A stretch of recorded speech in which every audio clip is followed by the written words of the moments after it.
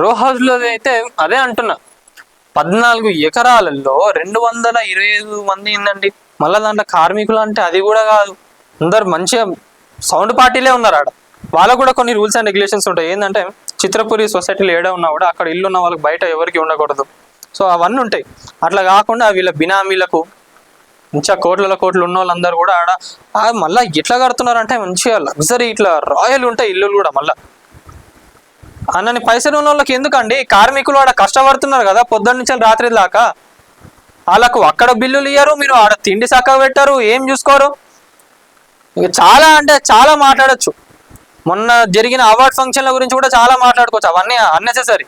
ఎందుకంటే ఇప్పటికీ కూడా ఒక రకంగా చెప్పాలంటే ఈ సినీ పెద్దలు ఎవరైతే ఆంధ్ర వాళ్ళు ఉన్నారో ఎవరైతే బరాబర్ మాట్లాడతారు దీని గురించి. అది ఇక పోది కాదు. వాళ్ళు ఓరు ఈడికెళ్ళారు, వాళ్ళు ఓరు తెలంగాణ వాళ్ళని కూడా బతకనియ్యారు వీళ్ళు.